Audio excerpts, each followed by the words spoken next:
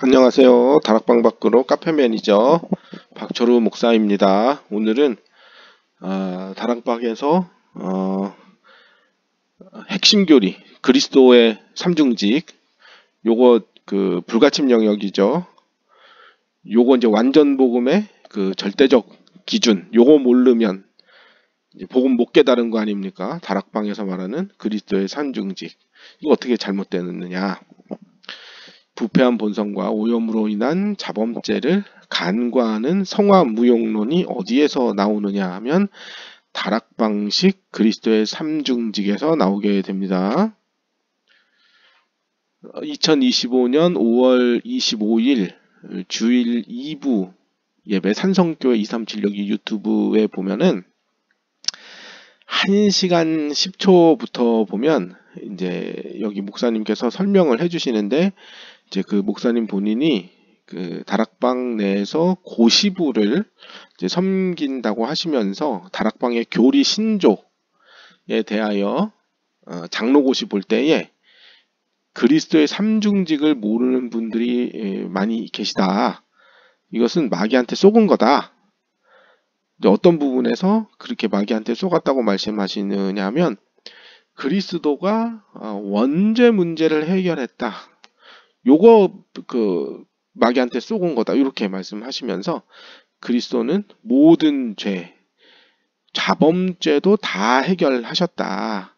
그러니까 자범죄도 다 해결되었다고 확신을 가져라. 마귀한테 속지 마라. 이렇게 이제 말씀하시는 장면이 그 산성교회 2025년 5월 25일 주일 2부 예배의 그 1시간 10초부터 한 3, 4분 정도 그렇게 말씀하십니다. 이게 이제 다락방의 핵심 교리죠. 교리 신조. 그러니까 아주 다락방에서 정형화된 현재 이제 교리다 이 말입니다. 그리스도의 삼중직. 요거 모르면 이제 다락맨이 아닌 거죠. 그러니까 이렇게 말씀하시는 분들이 있어요. 그리스도가 다 끝낸 거는 맞지 않냐. 뭐 조금 지금 윤리 도덕적인 문제가 뭐 불거졌다 하지만은 그래도 삼중직 이거 맞는 거 아니냐. 이거 일반 교회에서 말 안 해주고 복음 못 깨달았을 때에 요거 우리 캡틴이 요거 확실하게 해준 거 아니냐. 왜 뭐 메시지가 틀린 건 아니지 않냐. 이렇게 이제 말씀하신다 말입니다. 과연 이게 이제 진짜로 그리스도의 삼중직 다락방에서 말하는 이 그리스도의 삼중직이 정말 맞는 거냐 틀린 거냐.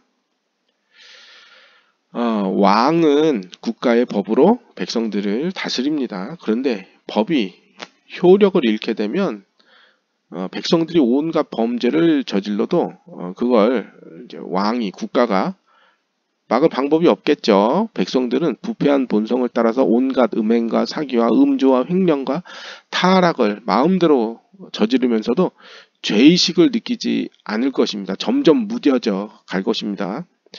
왕은 법을 근거로 공의로운 통치를 펼쳐서 백성들을 복되게 다스려야 하는데 이 법이 효력을 잃게 되면 헌정 질서와 사법 체계가 붕괴되니까 국가는 말 그대로 무법천지가 되는 것입니다. 그렇게 되면 왕은 백성을 다스리고 통치할 명분을 잃게 됩니다. 법이 없으니까요. 그러니까 있으나 마나한 지도자, 그저 허수아비 왕이 되는 것입니다. 백성들은 자신이 저지른 죄악을 지적할 법률적 근거와 형벌적 책임을 묻지 않는 허수아비 같은 왕을 두려워할 필요가 없을 것입니다. 죄를 지으면서도 왕의 눈치를 안 보게 되죠. 그 이유는 두렵지 않기 때문에 그런 거예요. 왕이 무섭지 않거든요. 뭐 잘못됐다고 판단할 법이 없으니까요. 하나님 나라의 백성들은 지켜야 할 율법이 있습니다. 가나안 땅 정착 이후에 패역한 이스라엘 백성들은 율법을 경히 어겼습니다. 거룩을 요구하는 율법은 그들에게는 그저 귀찮고 불필요한 삶의 규범들이 되어 버렸습니다. 백성들이 율법에 순종해야 할 백성들이 율법에 순종을 해 주어야 또 왕도 그 백성들에게 은혜로 다스립니다. 율법을 안 지킨다. 그건 왕을 무시하는 거예요. 결국에는 왕은 이 더럽혀진 자신의 땅 가나안에서 백성들을 뽑아 내셔야 합니다. 왕은 자신의 공의를 만족시키기 위해서 패역한 이스라엘 백성들을 쫓아내버리십니다. 이게 구약의 이제 이스라엘 역사이잖아요. 근데 똑같은 이제 모양새가 비슷하지 않나 생각이 드는데, 자, 그럼 그렇다면 그리스도의 삼중직 어떻게 문제인가?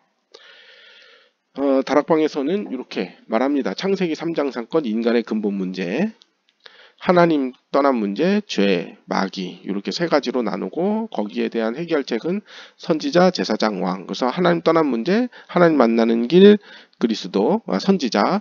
이제 죄 문제는 이제 죄 문제 해결, 제사장. 마귀 문제는 이제 마귀 꺾는 그리스도 왕. 그럼 요게 완전 복음이다, 이렇게 설명을 했는데,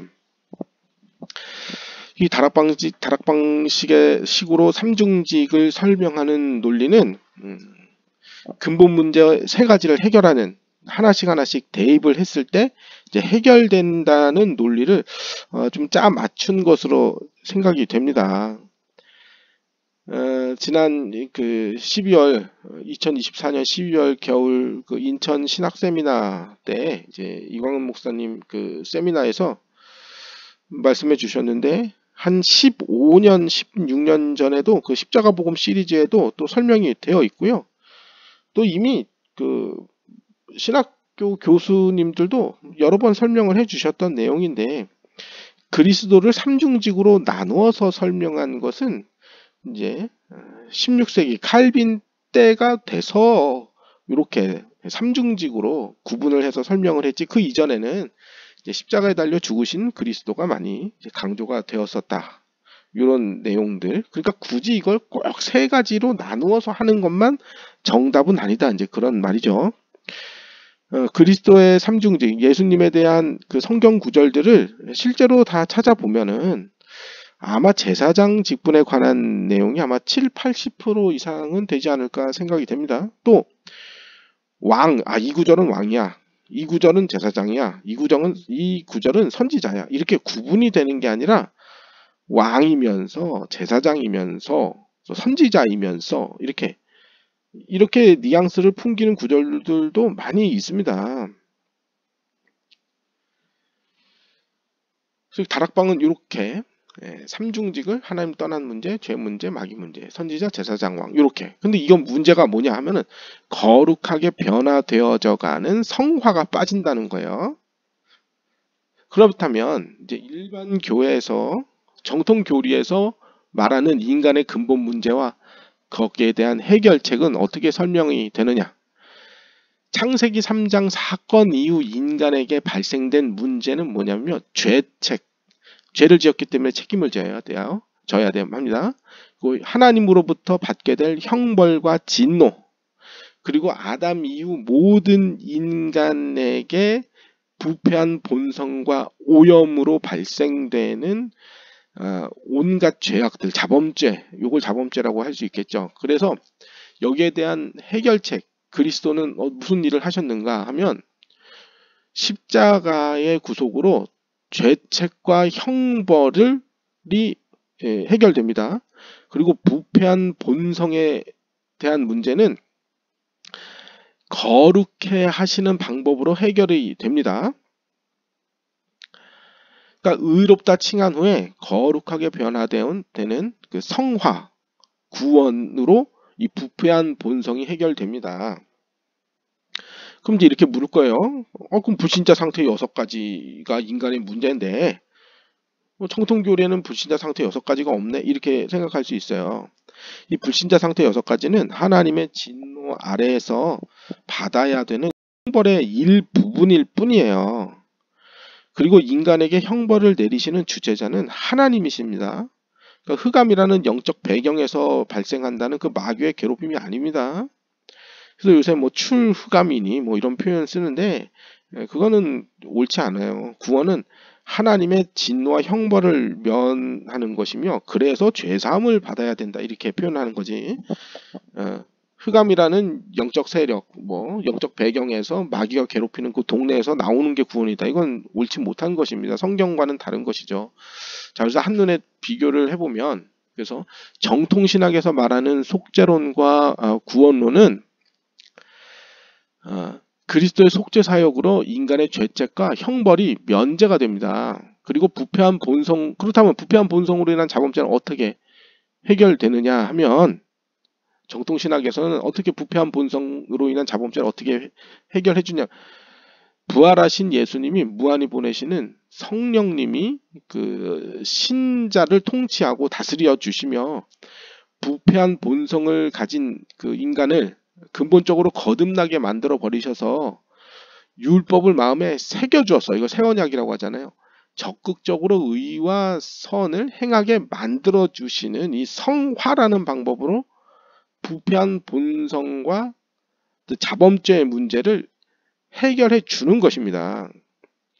그래서 굳이 그러면 삼중직으로 굳이 나눠봐라 하면은, 이제 그리스도의 선지자 직분은 말씀을 우리한테 새겨주시고 말씀으로 우리를 인도해 주는, 이 말씀은 목사의 설교가 아니라 성경 말씀, 율법이라 할 수 있겠고요. 이제 그리스도의 왕 직분은 통치하시고 다스리시는 사역인데, 이걸 실제로 우리를 거룩하게 만드시는 성령의 사역이 바로 그리스도의 왕적 사역이 되겠습니다. 그러니까 인간이 자범죄를 짓는 이유는 부패한 본성 때문입니다. 정통교리에서는 부패한 본성에 대한 해결책이 있습니다. 어떻게 해결이 되냐? 마음에 새겨진 새 언약, 율법으로 통치하시는 그리스도께서 왕노릇 하시기 때문에 이게 해결이 되는 것입니다. 성령은 거룩하게 만드시는 하나님이세요. 그런데 이 앞서 설명한 다락방의 그리스도의 삼중직 교리에서는 부패한 인간의 본성, 그 오염을, 자범죄를 해결할 방법이 없어요. 왜 없느냐? 왕은 사탄을 꺾었다, 이렇게 설명을 해요. 그것도 맞는 말이에요. 선지자는 하나님 만나는 길이다, 이렇게만 설명해. 그건 맞아요. 그런데 율법을 통해서 공의로 통치하실 왕이 없다는 거예요. 그 삼중직 교리에는. 그러니까 왕이 백성을 통치할 근거가 될 율법, 그것이 없잖아요. 새 언약이 없잖아요. 그저 전도운동을 일으켜주며 교회 성장시켜준다는 성령만 강조될 뿐, 이것도 맞는 말이에요. 그런데 자신들의 백성들을 율법으로 통치해주며 실제적으로 거룩하게 만들어주는 성령의 역사, 그리스도의 왕적 사역이 빠지는 것입니다. 그래서 한눈에 비교할 수 있게 이렇게 그림으로 보면, 정통교리에서는 죄책과 형벌의 문제를 십자가 구속으로 해결해주고, 또 이걸 이제 그리스도의 제사장 직분이 완전한 제물과 완전한 그 대제사장, 제물이 되어서 자신의 피를 들고 영원한 하늘 성소에, 거기서 이제 완전한 대제사장 직분을 수행하시면서 우리의 그 죄에 대한 책임과 하나님의 진노와 형벌을 대신 받아 해결해 주시는 것이죠. 십자가에서 대신 받으시고 완전한 대제사장의 직무를 통해서 해결해 주시는 것이죠. 그 대제사장의 일이 완전히 끝나는 날 우리의 모든 죄도 사함을 받는 거죠. 그럼 이제 예수님 재림하러 오시겠죠. 심판하러 오시겠죠. 그리고 또 부패한 본성. 정통교리에서는 부패한 본성을 우리를 거룩해 하시는 방법으로 해결해 줍니다. 그래서 율법으로 다스리시는 성령의 통치하심, 예수님이 성령으로 통치해 주시잖아요. 왕의 직분을 이런 방식으로 수행해 주십니다. 그런데 이전에 우리가 이 다락방식에서 배웠던 이제 그리스도의 삼중직 교리에서는 부패한 본성이 간과되는 것입니다. 그러니까 점점 타락할 수밖에 없죠. 왜냐면 율법이 없는데, 왕이 없는데 어떻게 그 백성들을 다스려요?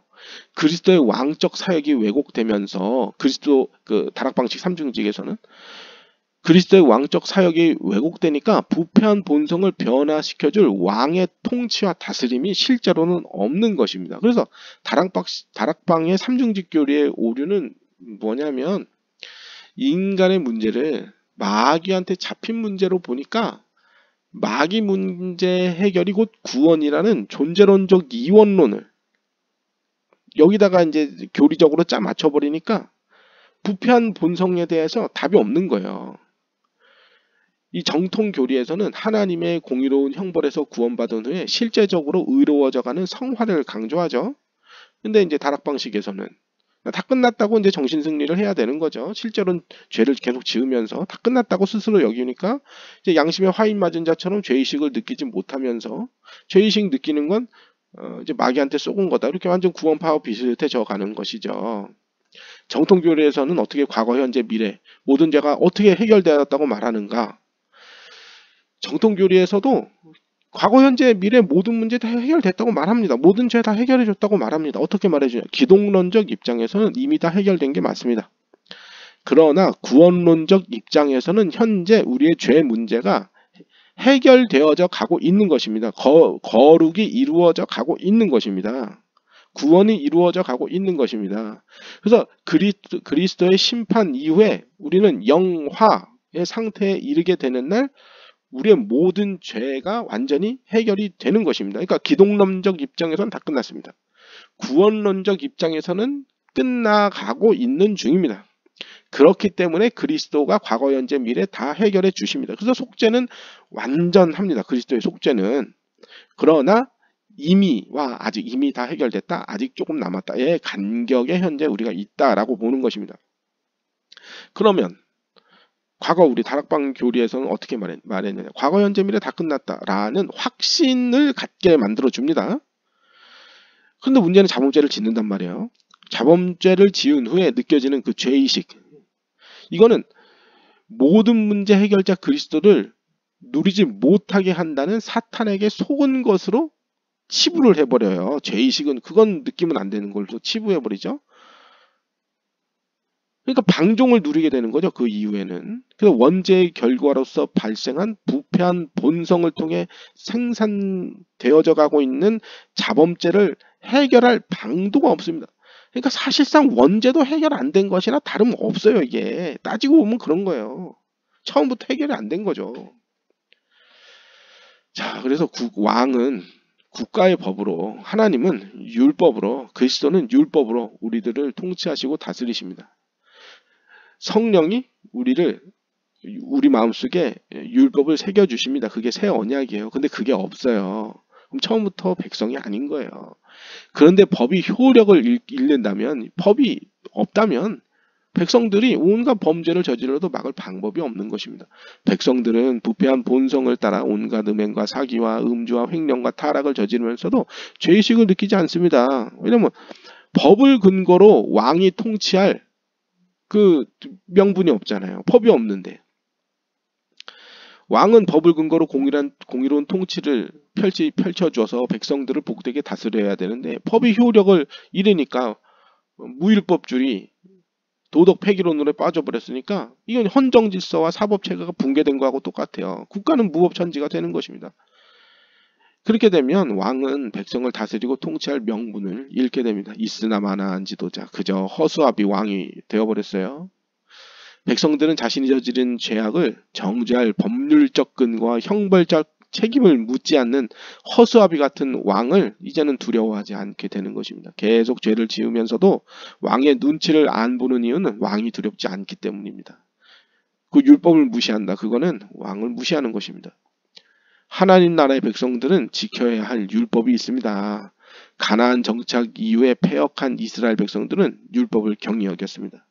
거룩을 요구하는 율법은 그들에게 그저 귀찮고 불필요한 그저 삶의 규범 내다 버려야 될 것, 도덕 폐기론, 율법 폐기론이 돼버린 거죠.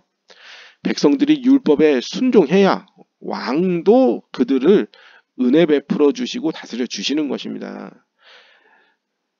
그렇게 패역한 백성들, 결국엔 왕은 더럽혀진 자신의 땅에서 백성들을 뽑아 내어 버리십니다. 왕은 자신의 공의를 만족시키기 위해 패역한 백성들을 쫓아내버릴 수밖에 없는 것입니다. 오늘 여기까지 말씀드립니다. 감사합니다.